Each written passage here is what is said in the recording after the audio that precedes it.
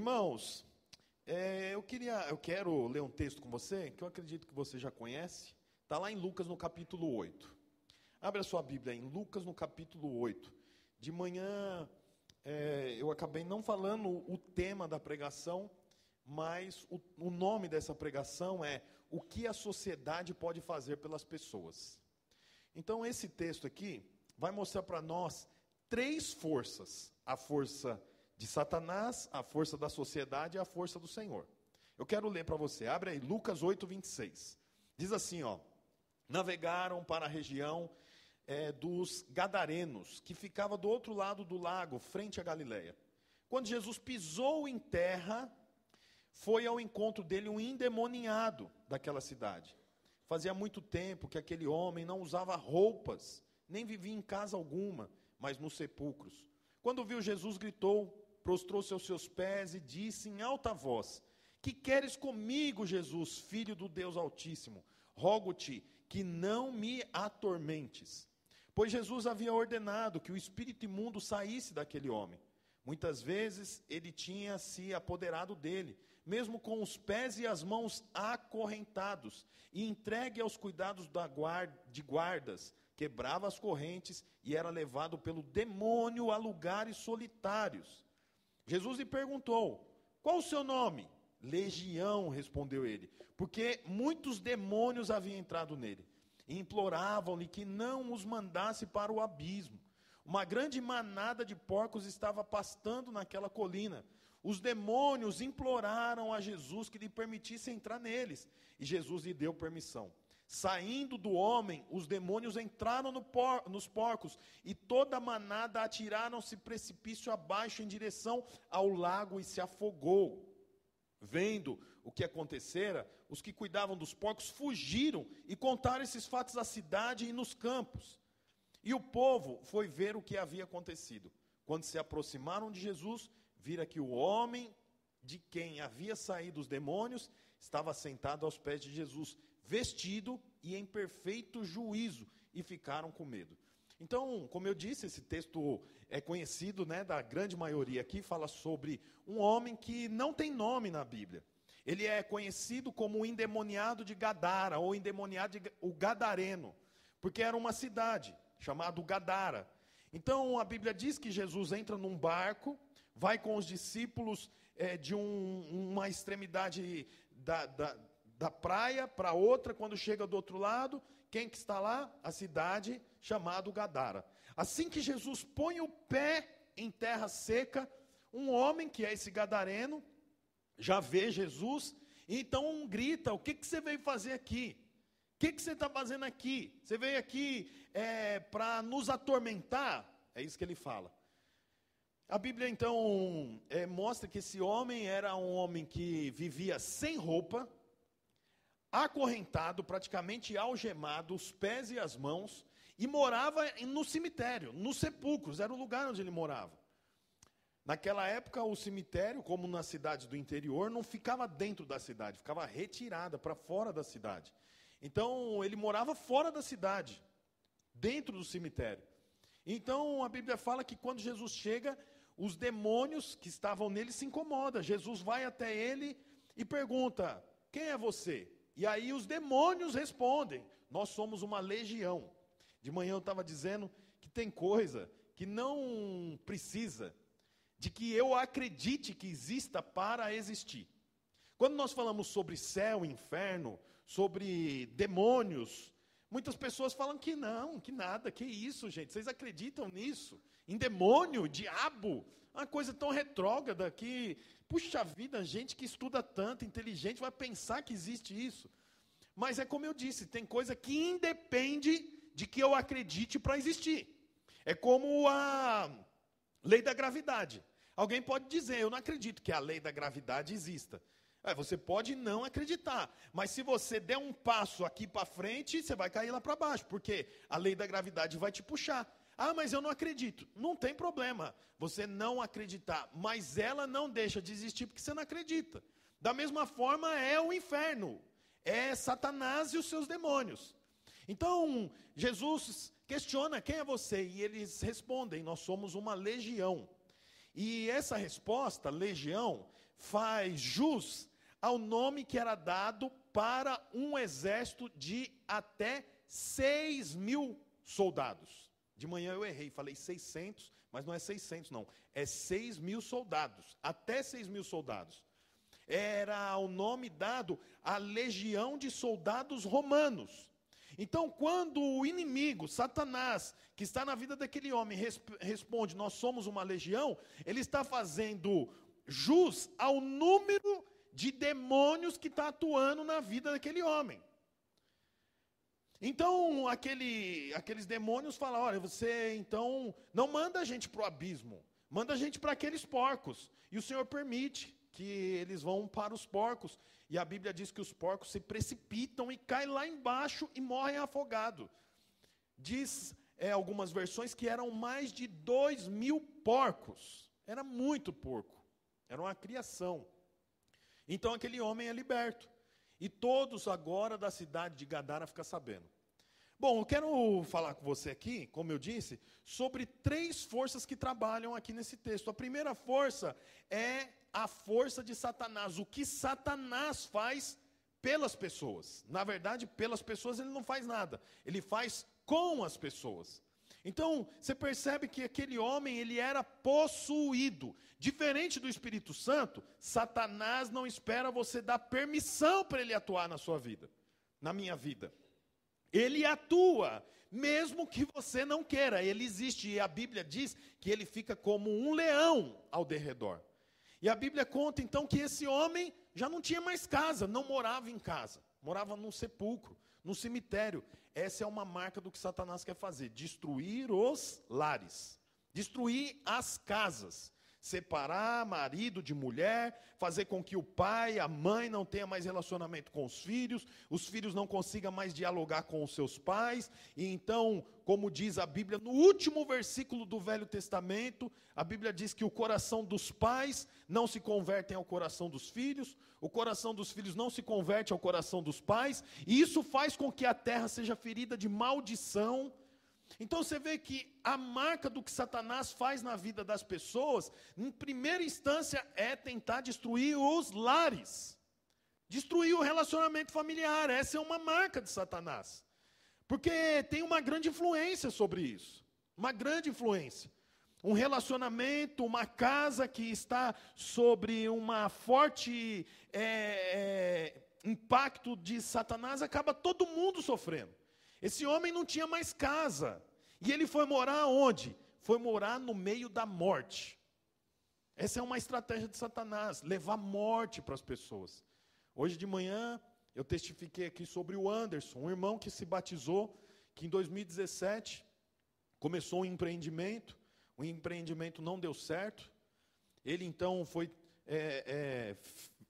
fez um empréstimo para que aquele aporte financeiro pudesse ajudar no investimento que ele havia feito, também não deu certo. No final, a dívida dele chegou em mais de R$1.200.000. Ficou desesperado, não sabia o que fazer. Aí um dia ele falou, não, vou tirar minha vida. Foi no depósito de material de construção, viu na internet como fazia para se suicidar com uma corda no pescoço. Chegou lá, foi comprar corda. Quanto que é o metro de corda? Aí ele falou, não tinha dinheiro para comprar corda para morrer. Ele falou, olha a minha vida. Aí eu falei, não é possível, que nem para morrer eu presto. Foi para casa e falou, agora eu vou pegar os remédios e vou fazer um coquetel aqui e vão me matar. Pegou os remédios, nisso que ele começou a ler as bulas e juntar os remédios, Deus falou com ele. Aí então ele nos conheceu, foi para o encontro com Deus. Deus, segundo ele, testificando, toda vez que ele pegava uma faca, vinha aquele pensamento, por que você não enfia isso aí no pescoço e acaba com isso? Seu telefone só toca para cobrança, você não tem dinheiro. Ele falou que lá no encontro, na ministração, uma ministração específica, Deus curou ele, tirou esse desejo que ele tinha de morte. Por quê? Porque essa é uma estratégia de Satanás, destruir a casa e levar a pessoa para a morte, para viver no meio da morte, dos sepulcros. A Bíblia mostra para nós que Satanás veio para matar, roubar e destruir. A Bíblia também diz aqui que esse homem vivia sem roupa. Não é interessante isso? Vivia sem roupa. Essa é uma outra marca de Satanás. Ele tira o pudor, a nobreza das pessoas. Quando você vê muitas vezes, está na rede social, né? Na televisão já não é mais tanto, mas está na rede social, você tem que ficar de olho no que a sua filha está assistindo ali no YouTube Kids. Porque ocasionalmente aparece um cantor cantando músicas pornográficas, coisas absurdas. Porque essa é uma estratégia de Satanás, é fazer com que a dignidade seja destruída. Foi isso que Satanás fez com esse homem. Mas o meu propósito aqui não é falar sobre o diabo, não. Eu quero falar sobre essa força, para você entender a força final. Então são 3 forças que eu quero mostrar para você aqui. Primeiro, a força de Satanás na vida das pessoas. E não se iluda, Satanás existe. Nós estamos guardados, protegidos e libertos do poder de Satanás, mas ele existe. E ele quer destruir as pessoas. É para isso que ele existe, para acabar com a vida das pessoas. Mas aí eu quero mostrar para você a segunda força, que é a força da sociedade. O que a sociedade faz pelo gadareno? A Bíblia fala aqui que esse homem agora vive no cemitério, com os pés e as mãos amarrados e guardas vigiando ele. Esse é o poder da sociedade. Como que a sociedade resolveu o problema? Tirou esse homem, afastou esse homem do convívio social. Amarrou ele, prendeu ele, colocou algemas nos seus pés e nas suas mãos, porque ele era agressivo ao ponto de estourar as algemas, estourar as correntes. Então, como que você deixa uma pessoa dessa viver no convívio? Então, a sociedade fez o quê? Levou ele para um lugar que ele pode ficar pelado. Levou ele para um lugar que pouco importa se ele é agressivo ou não, se ele está amarrado ou não. É o que a sociedade tem para oferecer. Um homem agressivo, um homem que pode fazer alguma coisa contra alguém, contra uma criança, contra uma mulher ou até mesmo contra outro homem, precisa viver afastado do convívio social. Não estou dizendo que está errado, só estou mostrando qual é a alternativa que a sociedade tem para resolver.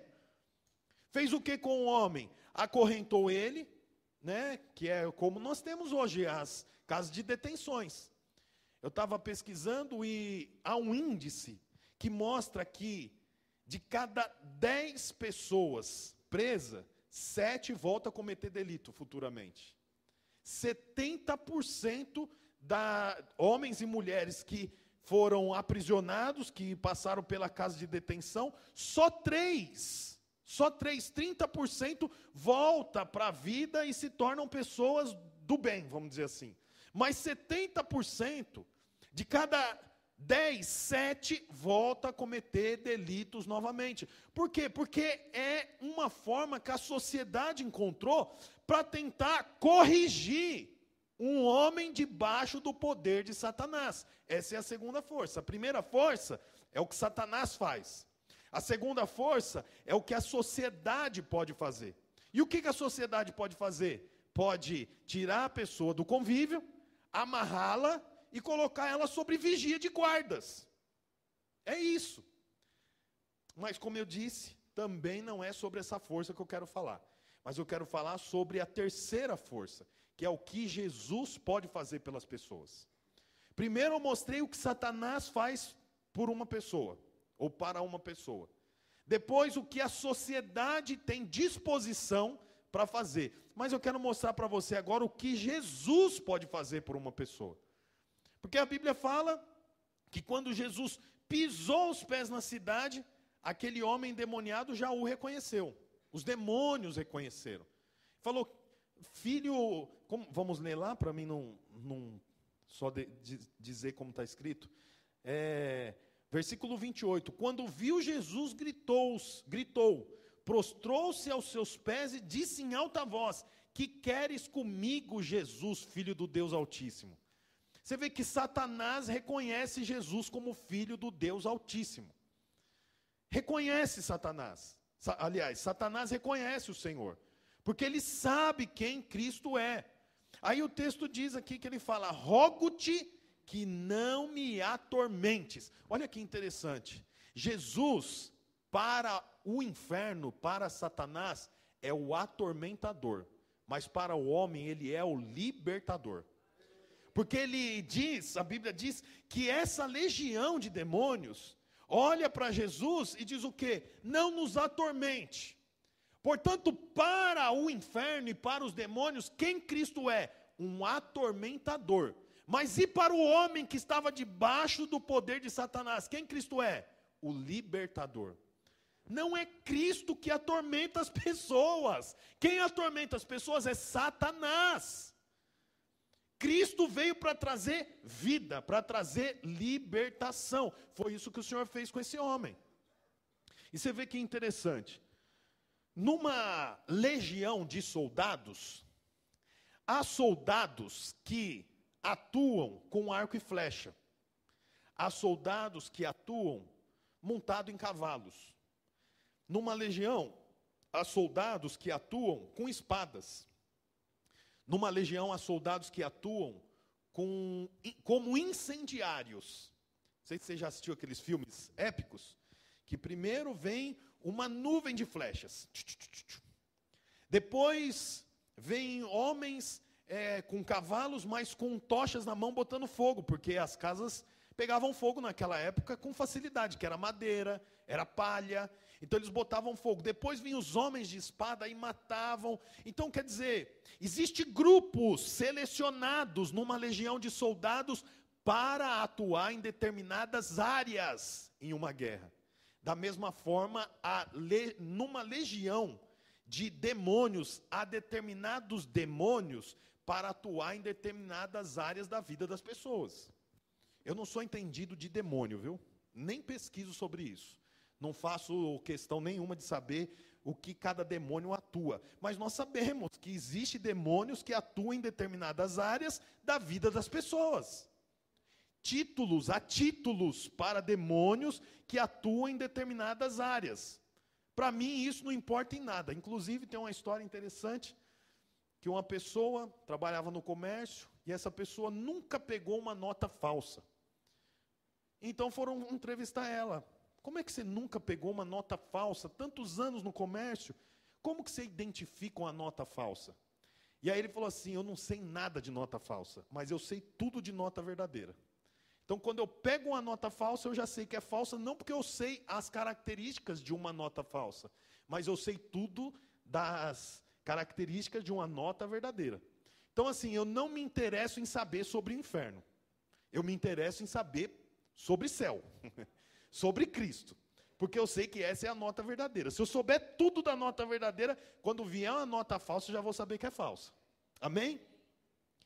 Então, nós vemos aqui que Satanás, então, agora está acuado, né? Não tem, porque o Senhor chegou, o Senhor colocou a planta dos pés no lugar. Então, a Bíblia mostra aqui para nós que, lá no versículo 29, cadê aqui? 28. Jesus não nos atormente, versículo 29. Pois Jesus havia ordenado que o espírito imundo saísse daquele homem. Muitas vezes ele tinha se apoderado dele, mesmo com os seus pés e as mãos amarrados. Versículo 30. Jesus lhe perguntou, qual é o seu nome? Legião, respondeu ele, porque muitos demônios haviam entrado nele. E implorava-lhe que não os mandasse para o abismo. E uma grande manada de porcos estavam pastando naquela colina. Os demônios imploraram a Jesus que lhe permitisse entrar nele, e Jesus lhe deu permissão. Não é interessante isso? Que havia porcos, os demônios pedem para Jesus não os mandar para o abismo, e Jesus permite. Né? O próprio demônio fala, deixa a gente entrar. Eu não sei se você já viu uma pessoa possuída por espíritos malignos. É uma coisa horrível de ver. Muito ruim, muito feio. E realmente o diabo, ele é diabólico. O diabo é diabólico. Então o diabo fala, não nos deixe, não nos mande para o abismo. Deixa a gente entrar nos porcos. É muita ousadia, não é? E o Senhor permite, pode entrar nos porcos. E eu fiquei com isso na cabeça, por que que o Senhor permite Por que o Senhor dá essa oportunidade para Satanás? Porque o Senhor podia falar, quem é você para ficar me dando sugestão do que eu vou fazer? Some daqui. Mas o Senhor fala, então tá bom, entra nos porcos. Então os porcos todos se precipitam. Pula lá embaixo, morre todos os porcos. E eu orei e falei, meu Deus, por que o Senhor fez isso? E o Senhor falou no meu coração algo que eu nunca tinha ouvido. Por que o Senhor permitiu que os espíritos malignos entrassem nos porcos? Para mostrar uma coisa, que para Satanás, um homem tem o mesmo valor de um porco. Nenhum valor. Ele fala, eu estou no homem, mas me manda para os porcos. E ele mata os porcos. O que isso mostra? Mostra que para Satanás não tem diferença entre porco e homem. Porque tanto para um quanto para outro, ele tem um propósito, que é destruir, matar. Mas da mesma forma, Cristo tem um propósito, que é trazer vida e vida em abundância. Você vê que curioso, nós lemos aqui o capítulo 8, se você ler o capítulo 7 de Lucas, a Bíblia diz que Jesus estava na Galileia, e ele chama os discípulos, entra no barco, os discípulos entram no barco, ele está indo para Gadara, mas ele não tinha nada para fazer em Gadara, porque ele chega em Gadara, ele liberta aquele homem, ele entra no barco e volta para Galileia. Quer dizer, ele saiu lá da Galileia e foi para Gadara por causa de um endemoniado. Então você percebe a diferença. Para o diabo, um homem tem o valor de um porco. Mas para Deus, uma vida vale todo investimento, que ele atravessa a Galileia inteira por causa de um homem, para trazer vida para um homem. Hoje nós batizamos aqui 12 irmãos. 12 irmãos que receberam vida de Deus, com testemunhos profundos. Nós batizamos garotas de 13 anos e batizamos uma senhora de mais de 65 anos. Olha que interessante, a mesma palavra toca as duas vidas. Mais de 50 anos de diferença e as duas são tocadas de forma igualmente. Esse é o Deus que nós servimos, que traz vida. E Ele não só traz vida, mas Ele tira o homem da escravidão. Foi o que Ele fez com o endemoniado. Tirou ele da escravidão. Deu a ele dignidade. Olha o versículo 35. Põe para mim o versículo 35. Diz assim, ó. E o povo foi ver o que havia acontecido. Quando se aproximaram de Jesus, viram que o homem de quem havia saído os demônios estava sentado aos pés de Jesus, vestido e em perfeito juízo. Eles nunca tinham visto esse homem desse jeito. O homem vestido, sentado aos pés de Jesus. Todo mundo que via esse homem, ele estava gritando de um lado para o outro. Você já viu esse tipo de gente? No centro de Mauá, homem que, às vezes está com pouca roupa, ou até mesmo nu, muitas vezes. Se você passa no centro de São Paulo, é um negócio absurdo. Agora esse homem que andava sujo, com marcas de machucado, porque ele dormia sem roupa no cemitério, gritando, berrando, não podia ter vida social, ele tinha marcas no pulso, marcas no tornozelo de correntes. Agora esse homem está vestido em perfeito juízo, sentado aos pés de Jesus. Por quê? Porque Jesus devolveu a dignidade para ele. É isso que o Senhor tem poder para fazer, devolver a dignidade, trazer de volta a vida da pessoa, porque Satanás tem um poder, ele tem um poder realmente. Você vê que interessante, quando Jesus estava indo para Gadara, o que aconteceu no mar? Você lembra? A Bíblia fala que veio uma tempestade, o mar ficou revolto, e aquele barco quase afunda. Por que isso acontece? Porque Satanás está percebendo o que ia acontecer lá em Gadara. O diabo, irmãos, ele não tem o mesmo poder que Jesus. Jesus é onisciente, onipotente e onipresente. Ele sabe de tudo, está em todos os lugares e tem todo o poder. Mas Satanás não. Portanto, Satanás não sabe o que vai acontecer, mas ele percebe o que está para acontecer. Uma irmã também contou o testemunho hoje aqui, Luciana é o nome dela. Há um ano atrás, a empresa dela sofreu um golpe mesmo, com estelionatário, e a empresa estava assim para ser destruída. E ela além de empresária, ela também é advogada. E ela fez tudo o que podia para reverter o quadro e não revertia. E ela estava muito mal, já não dormia, 3 horas da manhã, que nem um zumbi dentro de casa, fazendo exercício para ver se resolvia e ela conseguia dormir. Um domingo, ela passou a noite em claro, acordou e lembrou que tinha uma igreja aqui, porque ela morava aqui. Atualmente ela mora em Ribeirão, mas ela morava no Guapituba.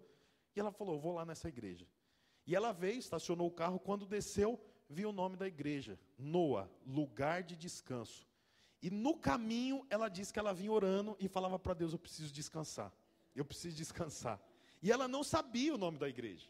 E quando ela veio, que ela viu o nome, lugar de descanso, o Senhor falou para ela, é aqui que é o lugar de descanso para você. E aí, ela entrou e começou a cantar essa música que nós cantamos, Vida ao Sepulcro. E nesse momento, a minha mãe, a pastora Sônia, foi até ela para orar por ela. E ela hoje testificou, eu nunca recebi um abraço daquele. E hoje ela estava se batizando. O marido ainda não vem, mas as 2 filhas vieram, e as 2 filhas falaram que vão no encontro dos jovens e que vai se batizar no próximo encontro. As 2 filhas e o sobrinho. Já tem vindo aqui há algum tempo. Então, você vê, é a vida que o Senhor tem para dar. Aí, ela estava passando por um tempo de dificuldade. Era ondas, mas sabe por quê? Porque Satanás estava percebendo o que estava prestes a acontecer na vida dela. Ela estava prestes a entregar a vida para Jesus. Você sabe qual é o momento de maior escuridão? Um pouco antes do sol nascer. Um pouco antes do sol nascer é o momento que a noite é mais escura. Eu quero dizer isso para você, talvez você está passando por um momento de noite escura. Sabe por que isso acontece? Porque Satanás está percebendo o que o Senhor tem para fazer na sua vida. Satanás está percebendo e ele não quer que você receba. Teve 3 testemunhos aqui hoje. O terceiro testemunho foi do Jefferson. Esse irmão que há 10 anos não ia em nenhuma igreja. Ele tinha uma página no Facebook que era monetizada. Ele falava sobre geopolítica. E é a maior página no Brasil falando sobre esse assunto. E ele ganhava dinheiro com isso. Mas há 4 anos atrás, a página dele foi invadida por internautas, eu não sei, da Índia. Um povo da Índia invadiu a página e roubou a página dele. Você sabe que isso existe, né? Rouba a página e assim por diante. E acabou a monetização dele, de um dia para o outro. Não entrou mais dinheiro e ele mandou e-mails para o Facebook, para a Meta, que é a empresa que cuida disso, mas não tinha nenhuma resposta e acabou. Ele começou a vir aqui com a gente, teve a campanha. Então ele até falou aqui, que para mim campanha era só para cumprir tabela. Mas aí o pastor falou que o Senhor ia restituir, eu falei, não, eu preciso que restitua o meu acesso à minha página, né, para que eu possa voltar a monetizar com isso, porque ganha dinheiro assim. E aí ele falou que no meio da campanha, do nada, chega um e-mail da Meta dizendo, olha, você recebeu de volta o acesso à sua página e ela já começou a monetizar. E aí ele estava testificando aqui, esse é o ano da restituição, porque o Senhor restituiu na minha vida. E eu quero dizer isso para você também, meu irmão, talvez é o momento mais escuro da sua vida, de tristeza, de preocupação, parece que as coisas não vão bem. Eu quero dizer que o momento mais escuro é um pouco antes do sol nascer. Esse ano é o ano da restituição, creia nisso. Não creia nisso porque eu estou falando, e nem porque é o slogan da nossa igreja ao longo de 2025. Creia nisso porque é assim que a Bíblia diz. E nós devemos aproveitar o ano profético que nós declaramos. Esse ano nós declaramos sobre essa verdade, que é o ano da restituição. E é o que o Senhor tem para fazer nas nossas vidas. Você vê, esse homem, o gadareno, recebeu aquilo que ele era. Um homem íntegro, agora vestido. Aí olha que interessante, que chega ao povo, vamos ver lá o finalzinho, eu não li o último texto, versículo 36. Os que tinham visto contaram ao povo como o endemoniado fora curado. Então todo o povo da região dos gadarenos suplicou a Jesus que se retirasse, porque estava dominado pelo medo. Então Jesus entrou no barco e regressou. Olha só, aquele povo que morava na cidade, viu Jesus trazendo libertação para um homem que vivia nu, acorrentado, não tinha saída, a vida dele era um lixo. Viu o homem agora sentado aos pés de Jesus, vestido com o seu juízo estabelecido, e ao invés deles se alegrarem, eles falam o quê? Jesus, some daqui, vai embora daqui. Por que isso acontece? Sabe por quê? Porque aquele homem, para ser liberto, custou uma parte da economia da cidade, porque foram mais de 2.000 porcos mortos. Quanto custa um porco? Você tem ideia? Uma mulher aqui de manhã falou que é R$300. Eu achei meio caro. Falei para ela, vamos fechar o negócio em 150? Nós fecha agora. Eu não sei quanto custa um porco, mas 2.000 porcos mortos. O povo daquela cidade, os gadarenos, eles não eram judeus. Os judeus não criam porcos, porque para os judeus os porcos são animais imundos. Mas os gadarenos eram gentios. E uma das formas de rentabilidade para a cidade era a criação de porcos. Então eles pensaram, aqui tem muita gente para ser liberta. Se cada um que for liberto precisar morrer 2.000 porcos, a cidade vai quebrar. Então você vê que é interessante, para a sociedade não tem valor uma pessoa ser liberta. Para a sociedade tem valor é quanto custa um porco. Esses homens, essas pessoas que se batizaram hoje, 12 pessoas, para o mundo não quer dizer nada. Você vê, a mulher se batizou, o marido nem veio. Porque ele não sabe o que isso significa. Não põe a culpa nele, não. É que ele não sabe o que isso significa. Tem um outro irmão, o Hugo, se batizou hoje, 38 anos. Abandonou uma vida de prática de pecado, uma vida de bagunça. Aí esse irmão, o Hugo, chega lá para os amigos e fala para os amigos assim, não, depois do trabalho eu vou para casa. Não, vamos tomar uma. Sexta-feira, vamos tomar uma aí. A gente depois vai para uma boate e aí depois a gente faz um after, né, que é uma balada do outro dia, vamos junto. Ele fala, não vou mais não. Não, vai ter o show do Tardezinha, do Tiaguinho. Vamos junto. Não vou mais não. O que os amigos fazem? Aplaude? Boa, isso aí. Isso aí, cara. Largou o cigarro, parou de beber, agora vai para o culto. Parabéns. É isso que os amigos falam? O que os amigos falam?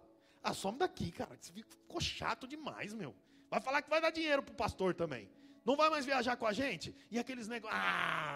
Por quê? Porque para o mundo, libertação não tem valor. Agora o Hugo, que é o irmão que está aqui, ele batizou e a filha de 14 anos batizou também. A filha, a Gabriela, batizou. Depois que a Gabriela saiu da piscina, o Hugo entrou na piscina e no final do culto nós apresentamos a tia dele aqui como membro da nossa igreja. Mas para os amigos do Hugo isso tem valor? Nenhum valor. Porque libertação não tem valor para o mundo. O mundo quer saber quanto custa um porco. Quanto vale, qual é o valor do empreendimento, quanto você está pondo no bolso. Para o mundo você vale aquilo que você custa. É o valor do que você tem, é isso que é importante. Então aqueles homens falam para Jesus, vai embora, some daqui, não fica mais aqui, você vai quebrar a nossa economia. Porque você sabe, deixa eu te falar uma coisa. Um estado em crise cresce duas coisas, igreja e bar. Você sabia disso? Uma cidade que está em crise, não cresce fábrica, cresce duas coisas, boteco e igreja. Porque ou a pessoa vai para o boteco e acaba com a vida, ou vai para a igreja e volta a ter vida.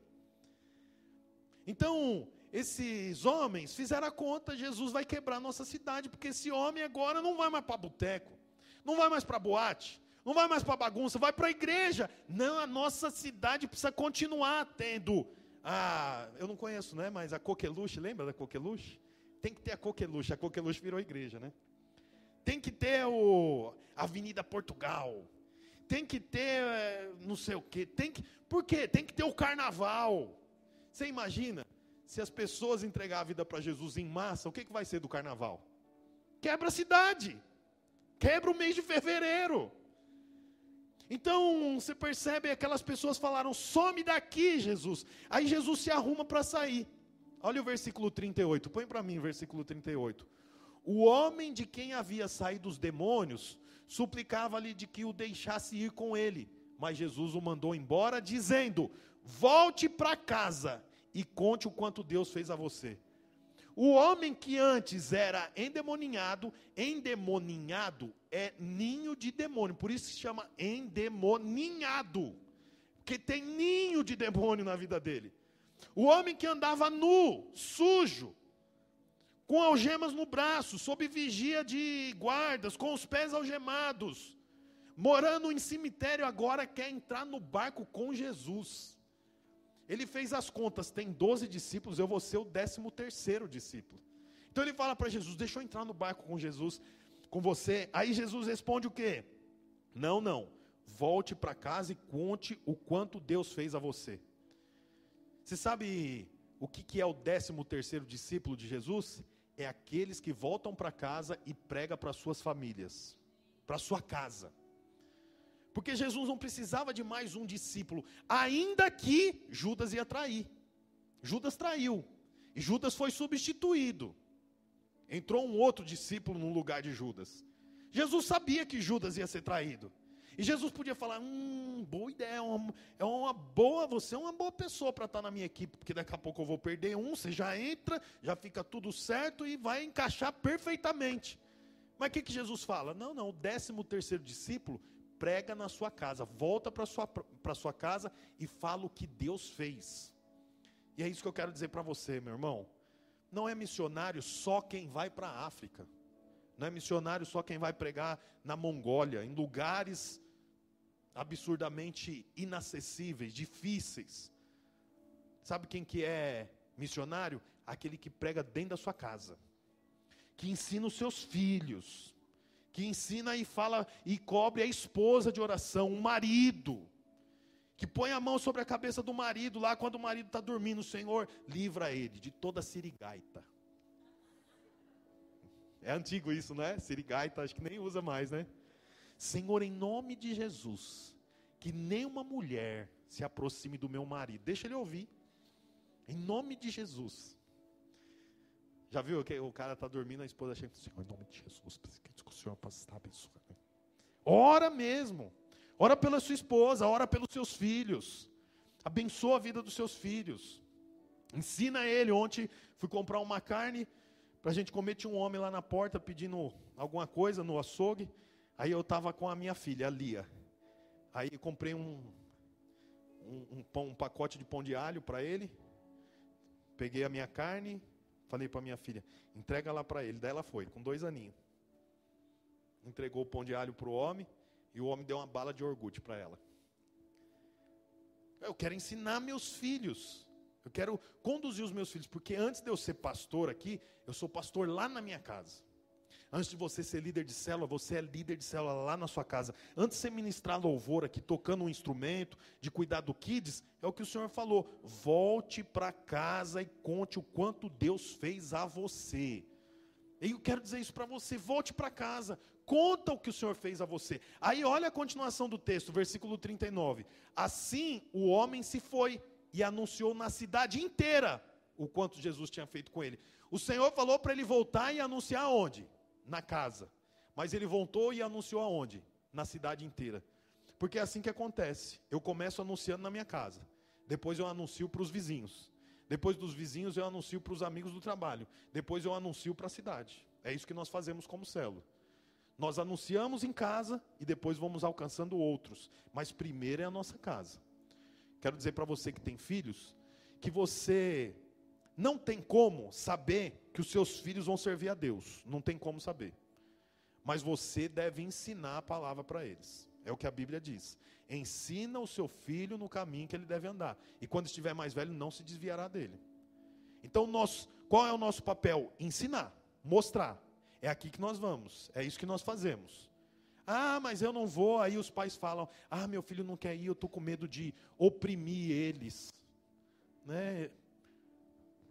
Às vezes os filhos não querem ir para a escola, e a gente manda, não manda? Vai para a escola. Não, vai para a escola sim. E a gente não oprime. Por que para a igreja a gente pensa, não vai oprimir? Ele vai ficar pensando, ai, a igreja é muito... Não, tem que conduzir, nós fazemos isso. Porque primeiro nós vamos para a nossa casa, depois nós vamos para a cidade. Foi isso que esse homem fez. Ele pregou na casa dele e depois ele pregou a cidade. Ele foi o 13º discípulo de Jesus, só que não estava na equipe.